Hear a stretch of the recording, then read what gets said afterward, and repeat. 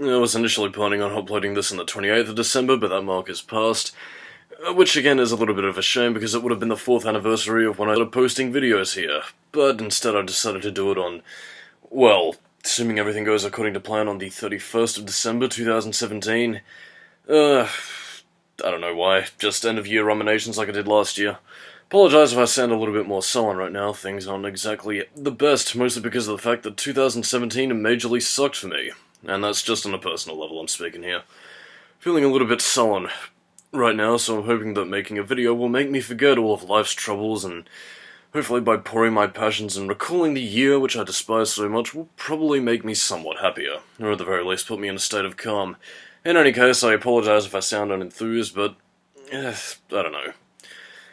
Like, I mean, one of three saving graces for me was just a combination of these three things. One, the reviews themselves, keeping me busy and motivated and effortlessly trying to keep me away from a knife's edge, and from a lot of alcohol. The second thing of which was watching copious amounts of Atop the Fourth Wall, which my love for the show was bizarrely rekindled to an extreme degree this year. And it's for reasons that I can't entirely fathom either. I'm guessing escapism might have had something to do with it, but either way, man, like, I owe Linkara quite a debt for, his reviews managing to keep this mental wreck together, so congrats on that. And I guess lastly with number 3, and again, more soppy love fests and all that kind of stuff, you, the viewer watching right now, you dudes and dudettes who've stuck with me throughout the years, or even this year if you're just joining us right now, and honestly, you've made this year a little bit less intolerable, and just, that touches my heart, man. That's really all I've got to say. Thank you. Anyway, this is basically just a reflection of everything that I've done, and, just stuff that I've vaguely enjoyed throughout the year, for what little of it there actually was. Yeah, so, starting things off, Sonic Marathon, the original one, I should say. The original, I might say. When I started off the Sonic Marathon, I actually had these scripts written since 2015, but ultimately, considering that my focus back then was on graduating high school and just trying to look for work and shit, all throughout 2015, 2016, graduated 2015 for those of you wondering, ultimately held off on them until 2017, where I felt like I could review them with, A, a little bit more experience under my belt, and, I suppose B, generally when I had the time to do so. And, ultimately that's a decision that I'm glad I made, because I feel that with Sonic 1 especially, the Season 3 I'm speaking of here, started off pretty strong, given that, I'm pretty familiar with Sonic as is. I think I was able to make it entertaining, while at the same time giving the Mega Drive games a fair review, which, honestly, not to say that a lot of people don't really see the game's flaws, because again, they do have them, but I feel like in a lot of reviews, a lot of Sonic 1s, and I guess the classic Sonic games in general, tend to have their flaws go a little bit more unnoticed, or if not that, just given a passing mention at best, so I just figured I'd rectify that. I suppose one bit of behind-the-scenes knowledge is that given the frenetic pace in which I had to put out these reviews, which is, was pretty much at a bi-weekly pace, really, and plus the fact that, work was getting a little bit more hectic around the beginning of the year, yes, around February of 2017 with a Sonic & Knuckles review, that one was quite literally down to the seconds to get it finished in time for the get posted on the 28th of February, so it was a bit harrowing, and, save for maybe a few other reviews, I'd say these videos in particular tend to be my most viewed ones, mostly given the influx of Sonic fans that tend to enjoy this channel, which, for what those videos are worth, I can at the very least say I'm proud of how Season 3 kicked off with the summer of Sonic Marathon. The Uncharted Drake's Fortune review, I feel, kind of suffers in the sense that, well, for the most part I was just burned out by the time of the Sonic & Knuckles review, and naturally I feel that the quality of the Drake's Fortune review kind of dived to some degree, especially given that I missed the March deadline that I was intending the review for. And, granted there are parts of the review that I do enjoy, but honestly I was just fucking tired when making this one. And I think it does kind of show in places, because I'm not quite as energetic as I used to be, and then the fact that I started, alcohol and depression didn't really help when it started to seep in around this time, so there you go with that one. Apocalypse. This is a game that I've actually been wanting to get to for some time. This was actually one of the scripts that I actually made in 2015. It's a game which well, two things really. This was around about the point where I realized that my audio around the stage was ear-burstingly loud, and the second thing of which is that It's probably one of the lesser reviews that a lot of people aren't really going to remember, but it's one that I am happy with, you know, even audio issues notwithstanding, because I gave a game some spotlight that not a lot of people tend to remember nor really care about its existence, which is a real shame given that the game itself is honestly pretty damn fun, or at least on my end anyway, given that I'm a big third-person shooter fan. I mean, then again, I guess that's kind of to be expected, given that a huge chunk of people watch me for, you know, the platformer genre, so, you know, stuff like Wrath of Cortex and, you know, Sonic reviews. It's nothing to get upset about, but, you know, just something that I kind of wanted to do is to share my love for the third-person shooter genre. Resident Evil Apocalypse. This one only really sticks in my mind for two reasons. One, for the fact that this was pretty much the turning point where I was like, yeah, I've probably got to turn down the audio for the other reviews, because this is just fucking painful to listen to. And the second thing of which is that this entire review existed around the story idea that I had, which I exposed it in the middle of the review about the T-virus powers that Alice had, and how I brought up how it could have been made into something that was a little bit better writing-wise. Other than that, though, I don't really look too fondly on this one, because I kind of struggled mentally around this period for reasons revolving around my personal life, which didn't help matters, but yeah, I kind of felt like that kind of made the quality decline a little bit, but yeah. Grand Theft Auto 3. This one, well, my spirits were lifted considerably around about this point, mostly because of the fact that I got to be 7 years old again, and play through one of my most treasured nostalgic games, and, you know, share a little bit of love towards a Grand Theft Auto game that you really don't hear that much about. Like, I mean, when you hear people talking about, you know, Grand Theft Auto, if they're not talking about GTA 5, it's usually San Andreas or Vice City, with 3 usually tending to fall by the wayside as, you know, just being nothing more than the first one in 3D. It was filled to the brim with about as much passion as I could muster, and, you know, because of that I was pretty happy with how this review turned out. Call of Duty Black Ops. A review that not too many probably wanted to see, given that Call of Duty tends to be... Actually, I'm not even sure what the mainstream status of Call of Duty is. Like, I mean, I think the common consensus is that, like, it's the first-person shooter game that pretty much everybody knows, but it's kind of looked down upon because it's, like, not within the hardcore consumer base of most video gamers, in this day and age anyway. I guess that's mostly to do with the fact that first-person... Well, I wouldn't even say first-person shooters, really. I'd say, like, the 2008 era of, you know, grey-brown military shooters has kind of started to fade away. But, yeah, I think I mostly just did this review as a means of dispelling the whole notion that Call of Duty was nothing more than... I am a soldier! My only interest in life is shooting guns! And I also like following orders! Semper Fi! Ah, fuck! And again, you know, the psychological plot, the set pieces, and the atmosphere, I think really made this game shine, and the zombies mode was just icing on the cake for me, so... In terms of reviewing games, I honestly just fell in love with Call of Duty Black Ops, and this review is still one that I honestly do enjoy revisiting, even if a lot of people probably don't care for it that much. Yeah, Doom, surprise surprise, depression plus alcoholism plus a shitty movie isn't exactly gonna lead to the best review ever, and this was half-assed, but I really couldn't stomach this fucking movie, man. Like, to be entirely fair to the review, or at the very least what I was trying to showcase with, you know, how the movie could have been an awesome action movie, you know, had a better scriptwriter been on hand, I don't know. It was one that I do somewhat, I think, redeems the review by, you know, showing how much better that it could have been had the effort been put in, but... honestly, it's a much shorter review, but I think it does what it needs to, even if it probably isn't very entertaining, as more of an analytical piece on what could have been better. But anyway. Okay, Demonic Toys. Again, the horror movie that got me into the horror genre to begin with, and something that I was scared away from, actually, ever since 2005. Back when I first got a glimpse of First Encounter Assault Recon, but that's something I'll get into next year. Christ. Yeah, Demonic Toys was actually a pretty interesting review. Behind the scenes trivia, by the way, I actually ended up getting really sick during that review. You probably couldn't hear it, like, but my voice was starting to get fucking craggly as hell. Not too unlike what it is now, really. So, in essence, like, I mean, I started to slow down a little bit, and I don't think... Quality-wise, it probably could have been slightly better, but that was mostly because of the fact that I was starting to break down around that point. But outside of, you know, a cold, I think the review itself and the script was pretty solid, so... I think that's ultimately what managed to save Demonic Toys at the end of the day, but, you know, all in all, pretty decent episode to watch. Gex 3D Enter the Gecko. I'm pretty much running off script now because I was too lazy to write the rest of it. Because I was feeling fucking tired and I've got plenty of other fucking shit to do. Gex... I'd say it was probably a review that I did enjoy making quite a lot. It was actually quite afraid towards the end of it, though, because I've mostly had to search... Because I ended up getting a second job around about this time as well, so, you know, that's pretty fucking fun.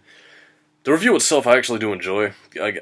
My entire purpose in making the Gex 3D Enter the Gecko review was to make it feel... is to kind of transmit the effects, the Gecko effect as I named it in the review. You know, in the sense that, you know, Gex 3D Enter the Gecko gave off a very late 90s vibe, and I wanted to try and summon that sort of atmosphere and energy into the review. Kind of in a similar manner to Jackie Chan Stuntmaster, really, back when I reviewed that game. Just to kind of give, you know, that atmosphere and just kind of... Again, I'm not necessarily sure how to phrase it, but I guess it's kind of like the kind of feeling that you tend to get with reviews from, like, you know, 2008, 2009.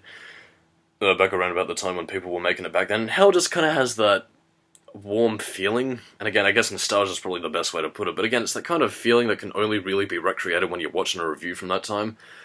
And I suppose in 10 years' time, when the internet has moved on, or, you know, or everything else like that, when you go off and rewatch these videos, assuming you still care around 10 years' time, but, you know, only time will tell what happens then, that you can kind of recreate the same kind of feeling.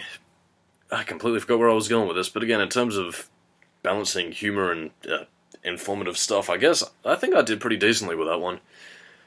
Yeah, if nothing else. And now for the Metal Gear 2 Solid Snake review. Ooh, Jesus. It's still pretty recent, actually, so I kind of don't really want to think about it, which, again, it's not to say that it's bad. I actually think I did a pretty decent job with Metal Gear 2, even if it was pretty heavy on the plot synopsis, kind of similar to my Assassin's Creed review in that respect, but again, it was a game that I wanted to cover pretty much most aspects of it, really, just to deliver, you know, how much I enjoy the game, and I honestly think it's my passion that kind of saves that one. Because, again, it was quite, you know, richly packed in with a lot of details. And again, I tried to make it as entertaining as I possibly could, you know, with the silly Dr. Madnar voices of, "Oh, Snake, you're too late!" And, all that kind of stuff. Which I think was fantastic, really, because I got to be somewhat silly without having to, you know, just rely on jokes, because, again, I don't think I'm that funny of a person, but, you know, if I have the opportunity to do something silly, like with a quick sketch or like a silly voice or whatever, I'll feel free to use it. And don't think that big boss, Snake, welcome to Zanzibar land voice is going away, because I plan to use that for any future Metal Gear game, because considering the retcons that come with the Metal Gear Solid series, well, that is a bit of an in-joke that I plan to incorporate, but again, we'll see as time goes on. In terms of the overall season, actually, I think Season 3 marked, again, I wouldn't say it's quite a significant improvement as Season 2 was, but in fact, I think to a lot of people I'm still using very outdated technology, considering that most people are using high-def cameras and better sound equipment, which I am trying to invest in, mostly, again, but my existence right now is mostly just trying to work towards, you know, getting a fucking place of my own, really, so, with that and just working and just getting fucking hours, man, because that's just generally my situation at this point. So again, you know, Season 3, I think, even though it was very patchy in places in terms of quality, or at the very least from a creative standpoint, I think it is one that is solid in its own right, so in that sense, you know, solid season if you want to go back and revisit it. Or if, you know, at any point I want to go back and revisit it, which I probably won't. I seldom do check out my own videos, especially my reviews, though. There are some times when I'll do it for a quick giggle, but not really that often. I suppose one last thing is also the storyline, which, again, I was intending to do so much more with this year, but I just didn't have the fucking time to film a lot of shit, which I actually do have some footage nailed down, which I plan to incorporate next year. But again, it's a lot of stuff that I think... Again, it was on earlier in the year, and I tried to build up some suspense and lore as to what the hell Subject 18 was, which, again, plan to do a lot more with next year, and especially... Given a large focus of this is meant to be based on psychological horror, I do really, really want to, you know, spark a little bit of existential panic. A lot of its influence is actually taken from the Rob Schumann audio Punchline, which if you haven't listened to it, I honestly recommend you do. I was actually planning to do an April Fool's Day review, but I just have no idea how to review an audio drama, but yeah, psychological horror next year. Hopefully I can plan to incorporate the footage that I have actually shot somewhere in there, because I actually did shoot quite a little bit of stuff. Which, fun fact for the Metal Gear 2 review, actually, I was actually intending to use some of the latest footage that I filmed at the very end of it, but I just didn't have the time to fucking film and edit it, because it was a bit harrowing, because, you know, I had to fucking set up Christmas and everything around here, so that wasn't very fun. So, yes. Anyway, now that reviews are out of the way, another fucking topic that I gotta clean house on, and again, it probably feels a little bit misleading, since a lot of people are probably wondering where the video was. I should probably get the game now that I mention it. Let's see. Okie dokie, Mr. Smokey. Sonic Forces, the famed follow-up that I was initially planning to do around about the time when the game was released. Again, I was going to do this whole waging the war, waging the battle thing, but I couldn't give a fuck anymore because I have too much fucking shit to do, and I just got fucking tired of it. Okay, it was two things, really. Life, which, again, you know, considering my fucking melancholy tone right now, you probably can already tell how that's feeling. That, and also the negativity that Sonic Forces has garnered, because, again, compared to the rest of the internet, I don't think this is a very bad game at all. In fact, again, it's probably because of my expectations, which, again, if you were following all my Sonic Forces videos all throughout the year, well, not all throughout the year, I'd say, you'd know that my expectations from 2016 dipped from, I'm very excited, to, oh, well, this game is gonna suck, then right around back to, okay, this is pretty interesting, okay, and again, until it finally settled on cautious optimism. And again, finally got Sonic Forces. I actually picked it up the day it came out, really, which is pretty fantastic. And I had a good time with it. Like, I mean, again, a lot of the problems that people point out with it, in terms of its story, in terms of, you know, a lot of its wasted potential, and just quite a few niggles with, like, its controls and, you know, the, I guess, classic Sonic and, you know, some of the modern Sonic stuff. You know, I do agree with a lot of that. I'm not quite as negative going, oh man, the series is dead, they just killed the boost when it was just boost to win, bring back the adventure formula and all that kind of stuff. I'm not saying that, like, oh, Takashi Iizuka needs to die, give it to the fans, or... Because, I mean, first of all, you know, people in Sonic Team, you know, years worth of game development experience versus, what, some fuckhead in his fucking basement programming a fan hack, which pretty much, you know, dime a dozen fucking people could do. And even, like, you know, Christian Whitehead and Headcanon were like a diamond in the rough compared to the thousands of other, you know, fan game creators that really are just creating basic hacks. But again, like, I mean, that's just me going off topic again, so excuse me for that. And excuse my negativity, because again, it's... Again, I don't know what it was, but again, like, I mean, the moment I just started searching up Sonic Forces stuff, like, I mean, it's... I can understand people being disappointed by it, but again, they're just... A lot of the time, the negativity just seems to be acting as if, you're like, oh man, Sonic Forces was so bad, it was like, it burned down my house, and like, I'm very vengeful and angry, and I hate it, and I just want to kill everybody. Which, again, is probably just reactionary to the time, and this hatred will probably just dissipate over the years, or until it... I wouldn't say until it reaches the Sonic Unleashed status, oh, this game actually wasn't too bad. But more so until it reaches the status of, I guess in a similar vein to how Sonic Lost World and Sonic Heroes are viewed now, whereas like the hatred isn't quite as vitriolic anymore, but it just kind of exists in that limbo where not a lot of people really tend to give it as much attention, which, in the case of Lost World, understandable, even Heroes to some degree, but Forces, I had my fun with, and that's the most I can really say about the game. Like, I mean, I enjoyed the frenetic pace, and again, even though it did have its story issues, which I mostly do agree with for a lot of people, and that being said, while I can comment about my horribly outdated Infinite video, I will say that my backstory is infinitely better than the one he got in-game, even if both Episode Shadow and, you know, the main game itself seem to have some sort of contradictory answer to it, whether or not he was actually created in a laboratory, or if he was a mercenary, like Jackal or whatever. I have absolutely no idea. It's a confusing mess, but honestly, Sonic Forces is a game that I had my fun with, and I think because I went in with the expectations that I did,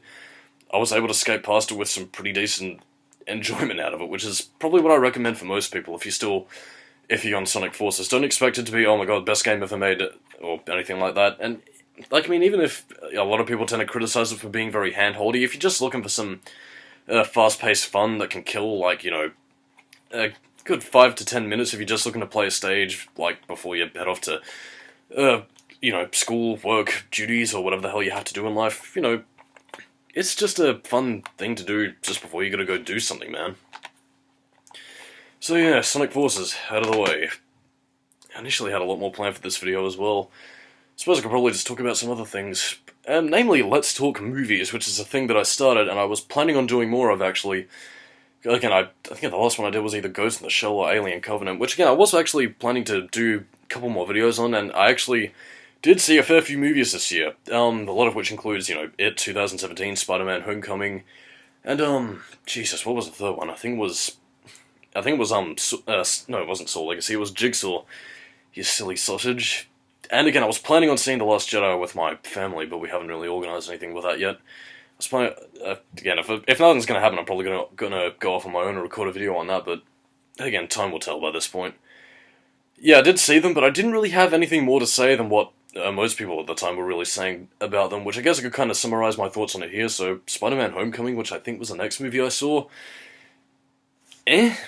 honestly, it was like the first Marvel Cinematic Universe movie I'd seen since, like, Iron Man 3, I think, and honestly, it was just, it was enjoyable in places, but I don't really remember it that much. And it didn't really, like, rekindle my faith in the MCU, really. I just, passable movie. It was a pretty fantastic experience. I had enjoyed the movie a lot, and I think a lot of people's opinions on it could probably be mirrored with my own. Again, it was just a decently fun movie. Excuse me. And Saw, fuck, I gotta stop calling it Saw Legacy, I'm just judging it by its precursor title. Yeah, it was alright. It wasn't really quite as, you know, a return to the roots horror as they kind of bigged it up to be, but it was alright. I suppose next, second to last thing I could really talk about is my game of the year. Which again, as you know, I recently picked up a PS4, around September actually, and again, I didn't have many games to play, because I mostly bought it for Sonic Forces. And, my game of the year, Tales of Berseria.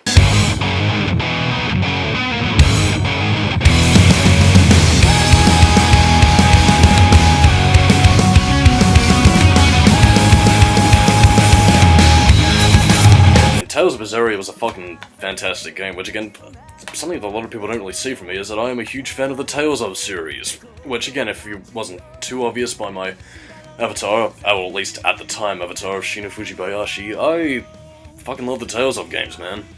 And Berseria, again, I'm not necessarily too sure if it actually outranks Symphonia, but Berseria comes quite fucking close to the mark. God, I fell in love with this fucking game, man. Like, I mean, I was fully invested in the story. I loved a lot of the skits, I loved a lot of the characters, and honestly, man, like, I guess the fact that it kind of went for a slightly darker tone than most Tales of games, it was also something that I appreciated a lot, but I think in addition also, it was just something that I just synced a lot of my weekends to. Really, because, like, I mean, again, like, I mean, if I get invested into an RPG or whatever, I'm usually going to be syncing my weekends into it, because that's just kind of the days that I designate my RPG playing to.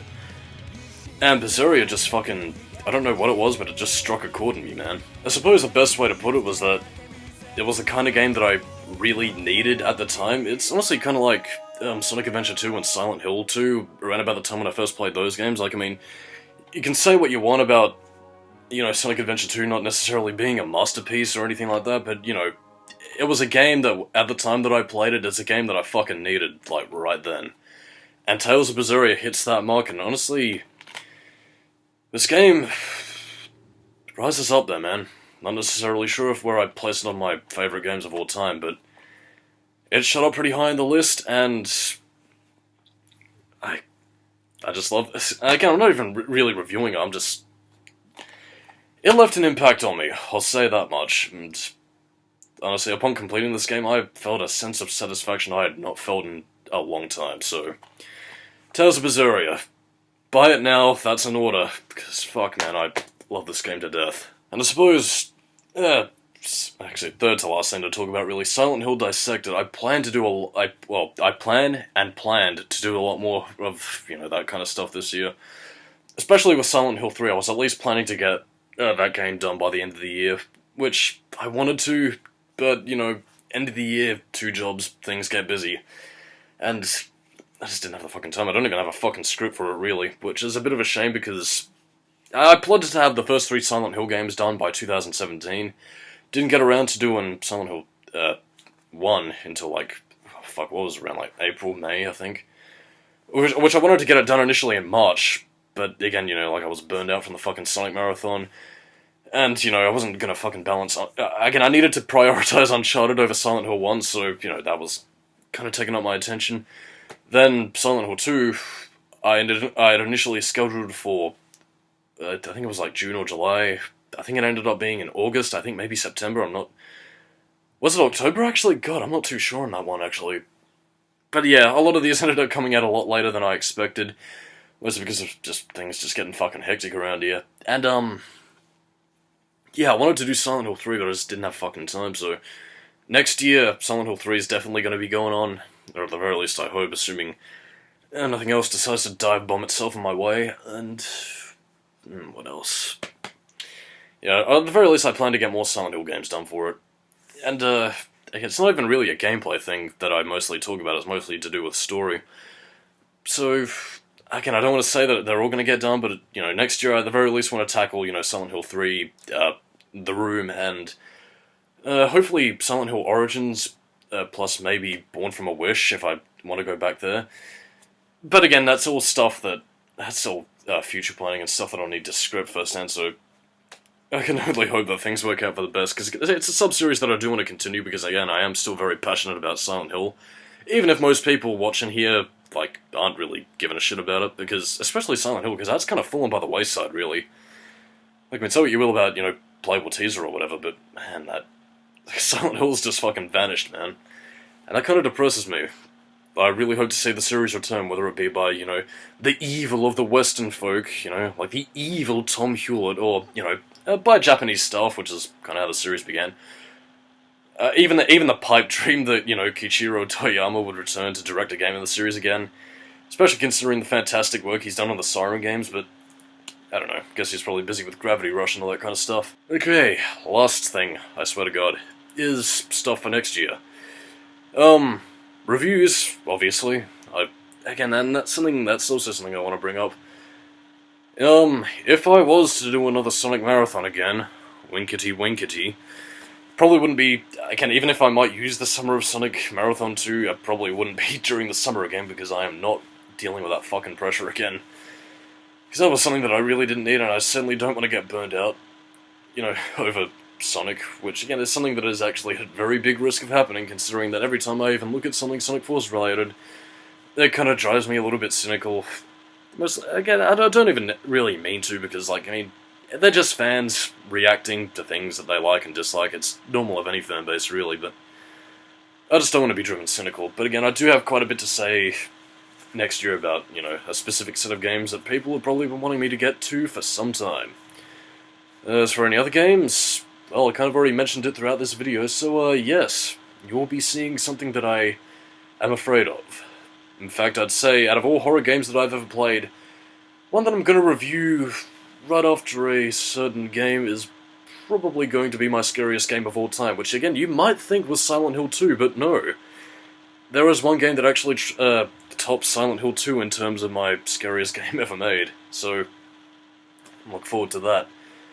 I suppose for platformer fans, I can confirm that Ratchet & Clank and Crash to Insanity are going to be a part of this next year in 2018, so rejoice if you are here for the platformer stuff, which tends to be my most viewed stuff anyway, so plenty of enjoyment to be found all round. In fact, I'd say those two games are probably some of my favourites to play, so I'm at the very least going to have fun with it, even if I do get burned out of the actual reviewing portion.